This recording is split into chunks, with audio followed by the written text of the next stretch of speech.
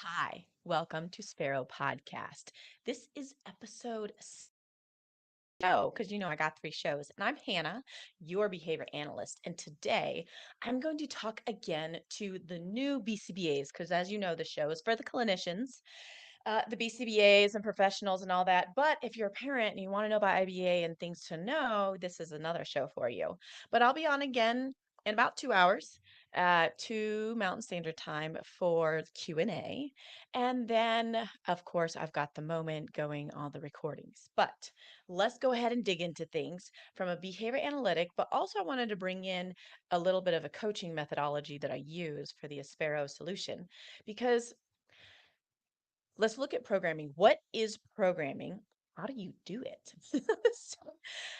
If you're new to the world of applied behavior analysis and your child is getting treatment, or maybe you're new at becoming a clinician and new to the field, let me explain what it is. Often in the healthcare field, we will have clients that are often children who are diagnosed with ASD or some other neurodivergence, and so they need assistance in learning. So if you're typically if you're developing, it's been a day. I have my coffee, have a drink. We're just going to chat about this. But what happens is you have a kiddo. It could be any age. Or you could be an adult that just got diagnosed and you're like, okay, this is why I see the world the way I do. If you're going to go get behavioral treatment, they will talk about programming. Programming is taking an assessment of where you are at as a human, lining it up with the average development of different skills with other people that would be your age if you're a child or if you're an adult, and finding ways to reduce anything you do in excess that is life threatening.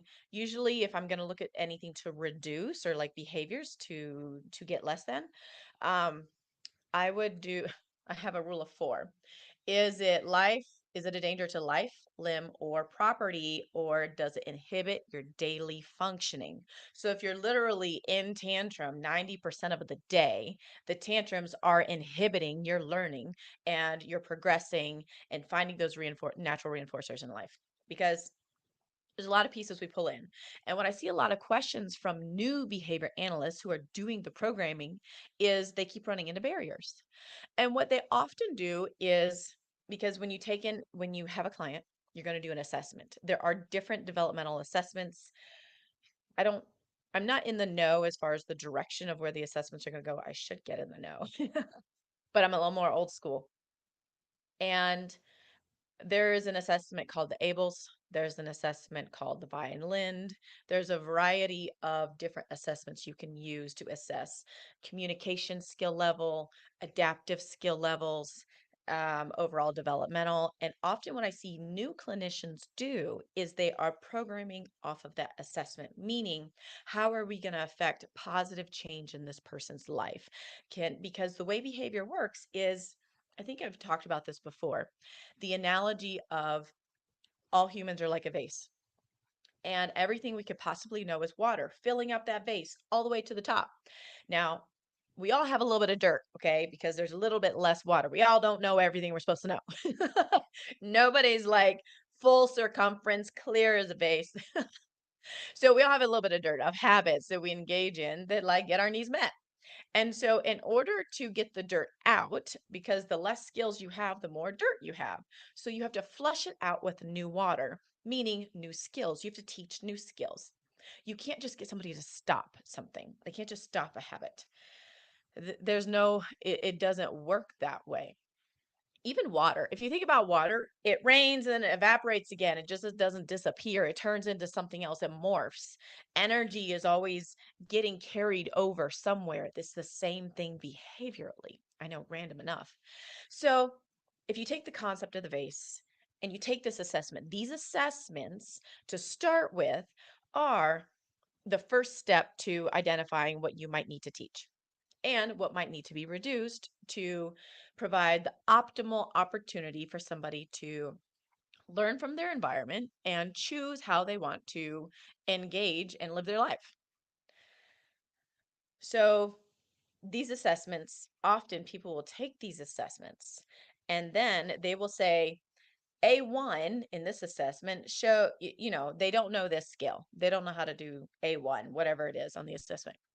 And they literally put in the client's goals of things to learn. We call it goals, lessons, it's all the same thing. A1. We literally put A1 in there. Now, I don't program that way. And the reason is because children will catch on to these skills if you take into account them as a person. So, what I like to look at, yes, all of these developmental skills.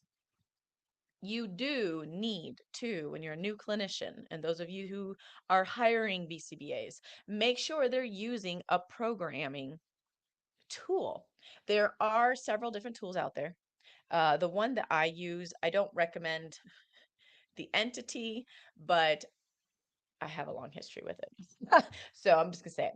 So the skills is what I use, but I don't just ground it in the skills. What I like about skills is it first developed years ago, and they took all the skills that analysts were teaching children from 60 different analysts, and they said, what are the possible things that you have taught? And so 60 of them compiled everything that they were teaching, not just based off of assessments, but other assessments and other modalities all pulled together because it was still newer in the field. And then it got more and more complex over the years, this database of what you could possibly teach. And what they found out is what kids needed to know before they got to the next level. So I like it in that if my kid gets a hang up, I'm like, oh, you don't know this skill in order to do that skill. No wonder we can't move forward. I'm programming too advanced for you. And they broke it down by chronological age is the general area of where the child should be. So for BCBAs, I often see them getting hangups because they're not using, or maybe they're not trained. Like if you guys are not getting good training, hit me up. Because I still remember when I started in the field, and one of my BCBAs, still one of my favorite to this day. He's sitting there crisscross in the middle of the living room, and I'm backing up to like give the visual, right? And he's sitting there, and you can see it as if he had an array of skills and possibilities in front of him. And he's like, we're gonna do this one, and then we're gonna do this one, and then we're gonna do this one. And yes, he did the assessments. Well, we helped do the assessments because I did the grunt work at that time. And so the grunt work in that like it takes a long time to do an assessment. And yeah, a minimum of 10 hours. Yeah, that's usually even just writing a report and reading documents, it can be like 10 hours. So it's a lot of work to like learn your person. But anyways, he's sitting there and literally just pulling from the air. And I'm like, how the heck does he do that? And what it is when you have programmed over and over for multiple children, you start seeing similarities and differences so that you know how to pick and choose. Now, a lot of new behavior analysts are not taught how to do that. And so the questions I see in Facebook are, I'm programming according to the ables, but my child's not thriving. Well, yeah, because you programmed off of an assessment. Humans are not assessments. And what I like to do in my methodology is let's learn the person a little bit better. Have you learned the family values? Have you learned how the family is wired? Do you understand the usual routine? Do you understand the vision the parents have of where they want to go and their children want to go? Does your child have a chance to have a voice and where they want to go? And learn the person and then merge or marry, bring together the right pieces. Because if you're just bringing ables or the violin assessment to the table to make your plan to empower somebody's life to be the best version they possibly could, I don't know about you, but I would not want an assessment dictating where I go in life. Like, how is that? Now, we do need to add in goals or assessments. There was one where I realized like my kiddo didn't know how to use scissors. I was like, well, you should know how to use scissors for independence. And so I was like, hey, mom, we're are you okay if I put this in? It is an assessment goal, but I didn't realize she didn't know how to do it. And she's like, yeah, sure. We put it in, she learned it, we're good to go. So those are some of the pieces that I bring in from assessments are crucial pivot points because there are certain skills that if you teach them, that child, no matter where they go for the rest of their life, has that ability. And there's one skill that a lot of people forget to program, or they don't program it very well. And I'll use an example of this one. It's like my pet peeve one. And I'm like, guys, why are we not programming for this? Why are more people not teaching children who are nonverbal to say no? Literally. And you would think, well, they need to be compliant. Um, how many kids do you know that are compliant in real life? And why are we not teaching them to know? Because here's the thing. If they don't know how to say no and they become an adolescent, what if someone's trying to do something to them that is not what they should be doing? Like the community of those that are neurodivergent, specifically IDD disabilities, they are much more taken advantage of because they cannot self-advocate. And I think it was Pink, the singer Pink recently. She made a comment. She's like, my daughter doesn't speak back. And she's like, I wanted my daughter to speak back. And I love that she's setting up opportunities in her home for her daughter to say no and be sassy back because the flip side of not knowing how to say no or not having that skill is do become a people pleaser. And I've talked about that in another show about the whole aspects of people pleasing, the behavioral aspects. But you could get taken advantage of and abused in different ways because you don't know how to say no, or you think, Why would I say no?" But imagine somebody who doesn't know how to talk much and cannot say no. You know what they often do? They engage in problem behaviors. The body, when you have a need, your body finds a way to advocate for itself. And if you just have the simple words no, at least that people understand and you're not harming yourself and you're able to have better days because you literally learn the word no. I had a kiddo once. She was nonverbal. She was 10. She was wicked smart. She was so funny. One day she was walking by all of us with like chocolate ice cream in a bowl, that like her whole team. And she's walking towards her mom's room and her mom goes, you know you can't have food in the bed because she liked to take food to her mom's bed. And her mom's like, there's crumbs in there. I get it. I don't like that either. And so she turns around and stomps out to the patio instead. But she's like, "Oh, everybody's there. I'm gonna just go eat ice cream in the bed." She's so funny. But it started happening that when we showed up, she'd get pissed off and start flailing. And then we realized she didn't know how to say go away. So what we did is we set up the opportunity, you put it on her iPad, because when you program with the iPad, you're actually in control of what words your kiddos learn. And you got to be really careful to make sure to give them everything they possibly could have, but also not overwhelmed where you don't have progress. And so we put in the icon go away and we strategically taught it. But within the first day, by the third or fourth time that she touched it and it said go away and we left the room, immediately granting the request, she smiled and we didn't have any more episodes. She just needed a minute. We can be a bit, I know I can be much. We can be a bit much sometimes when we're trying to provide services and help people. We're like, yes, we're here for you. But they're like, go away. I need space. They should have that advocacy.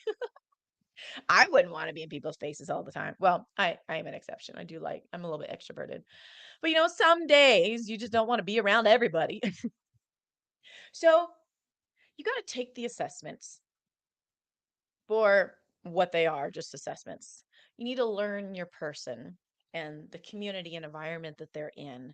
Look outside of ABA. Look outside of just the Y factor, or as clinically we like to say, the function of behavior. Look outside those pieces and then merge the right pieces together. Like I've had a client where they weren't making any progress, coming to find out it's because of values, family values. It hit up against I guess what we could do. And I know often having to deal with like arguing with insurance, trying to support the family, trying to follow the rules of the company. You lose the human and you lose the right pieces if you don't zoom out and look at it. And then once you do have the right pieces, you need to And there's several different ways that you can merge the pieces. It really just depends on what works for you, what works for the family and your client and the setting. But ideally, you want to keep the human aspect first, because as soon as you lose that, what's the point of what you're doing? If you're just pleasing the insurance or just pleasing someone, I remember one time clinically, it was not recommended to teach potty training. And I was like, in my head, why not? Why am I? Because another BCBA hard said no. And I was doing the parent coaching at that time. And I'm like, well, why not? This is what mom and dad really want. The child's 3. They want him to go to school. And you know what? Clinically, no, it would not be recommended. But why not? So we did. It did not work. In 3 days, we were like, no. And mom and dad were both, yeah, no, we're not going to do it. But we tried it. And we got to see if this could be a possibility. And it just wasn't time for that little one at age 3, because when you have developmental delays, the pieces that you need to learn to potty train, sometimes you don't have all the pieces at the chronological age. So you have to wait till they're a little bit older, which is fine. They're safe, they're happy. It just doesn't fit what society or even as parents that we deem what we wanted.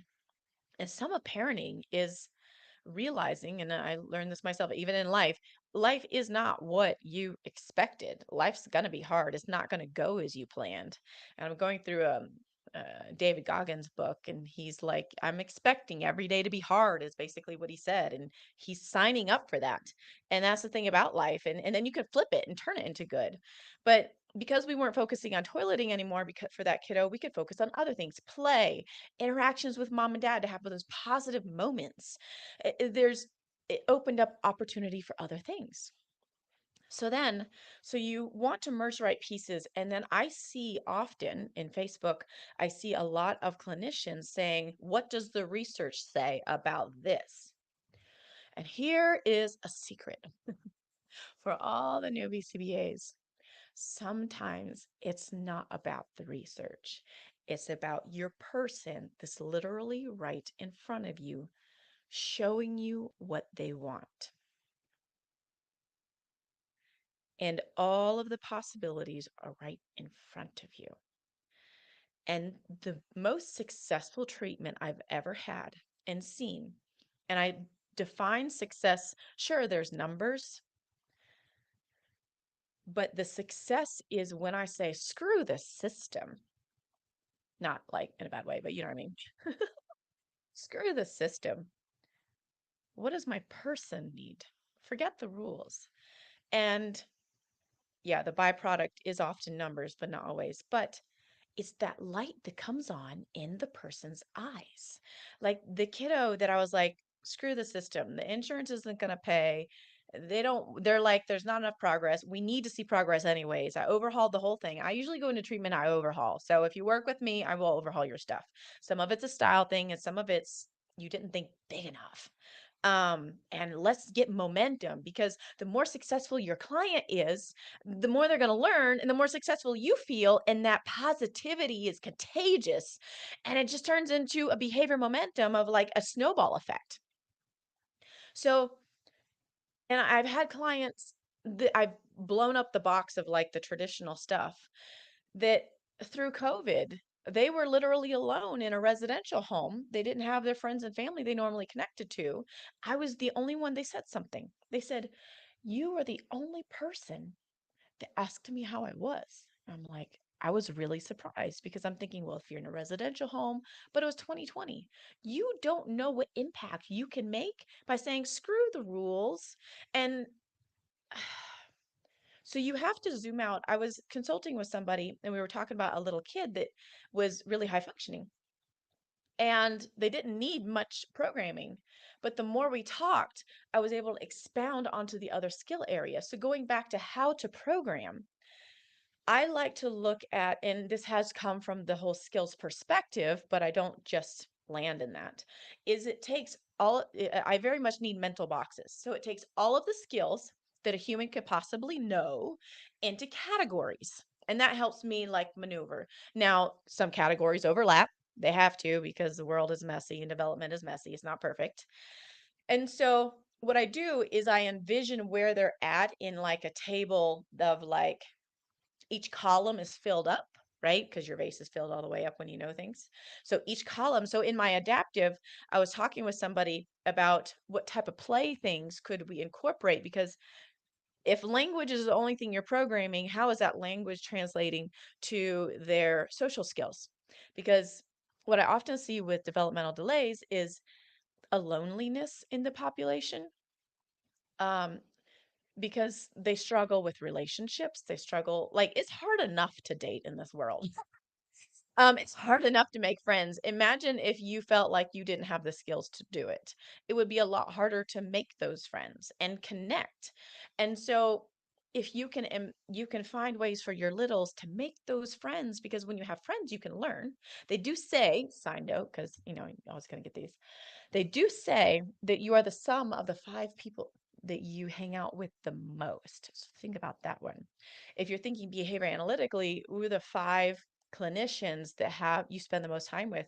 You probably program a little bit like them. And then your question I would ask is, how good are they at programming and keeping the human focus? If they're not, maybe you need to find somebody else to program for or with. So you never know what impact, and the answers are often right in front of you. You just don't know where to look. So what I do is I'm rotating amongst the columns in my head of the different skill areas. Now, that doesn't come from overnight, because I started programming on my own into, no, I programmed early on. Once I had a BCBA, he ended up getting fired. He was, and I was actually doing the programming and I was not a BCBA. And I remember him asking, what did we decide to program for this client? And I was like, oh my word.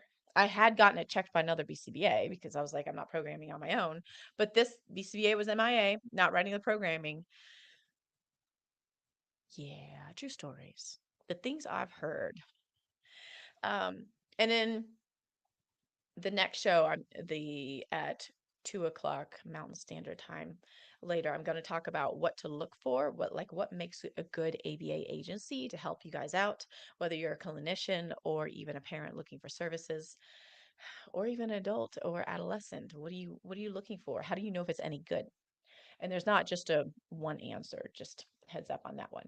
But I hope this is helpful to understand. Don't just look at the assessment. That is your jumping off point. You're like, okay, they know these things and they don't know those things, but it doesn't sum them up as a person. That's where you got to take in their interests. And a lot of times people like to program random play things. I'm like, they already like to do certain things. It could just be running back and forth in the room. Program based on their interests. If they like running back and forth in the room, find ways to add more movement. My kids can't stay still. Are you kidding me? Unless you give them a tablet. Even my daughter is still moving with the tablet. She like lays on the floor and she's like kicking a therapy ball up the stairs. And then yeah, or she's like trying to jump on the trampoline with the tablet. I was like, no more tablets on trampoline, but she's always moving. So what I need to do to help her learn is I need to find ways that she can still move and learn. Um, but take their interests, take into it, learn your person when you're programming, and keep them first, not the assessment. The assessment will happen. And then find a good programming tool when you're new, and don't just rely on behavior analysis. Think bigger, because we're complex humans. If you can learn from a psychiatrist that you're working with, learn from them, soak it up from a sponge if you find a really good one. And I found one and she's absolutely fantastic. I worked with her for a little bit and collaborating with teams. And one time there were behavioral things going on. And I told the administrator, hey, I need to talk to psychiatrist to see if this is medication related or if this is behavioral. We had a call and the psychiatrist is like, nope, it is all behavioral. I was like, okay, green light, let's go. Now I know that I'm not dealing with something outside of my control. Or let's say somebody has motor deficits, learn from a PT, learn from the speech, learn from all the other professions, because they have amazing tools that you only bring one tool. You are not the answer as a behavior analyst. And that's what we have to realize is humans are more complex than just the behavior. Even though it's a fantastic tool, using behavior analysis, it doesn't solve all of it. Often you have to look at your person, you have to look and see what pieces are being put together because every person is going to be different. And then actually pivot your progress and not be afraid to say, I programmed wrong or this is not working. Let me go find a way because there's a brain thing. You can hear about it from Mel Robbins. And if you look for something, you will find it. Like if you're looking for heart-shaped rocks, you will find it. If there's something about the internal engagement of that search. So if you are looking for something to help your child learn, maybe you won't find it today or tomorrow, but you will find it. You just need to look for it. So I hope this is helpful in your clinical journey. Hit me up. You got my socials, which is hsperollc. You can email me at hsperollc@gmail.com. And then you can check out my coaching website, which is esperosolution.com. And join me on Tuesdays at 12 and 2 Mountain Standard Time for all the good stuff. And I will talk with you again soon.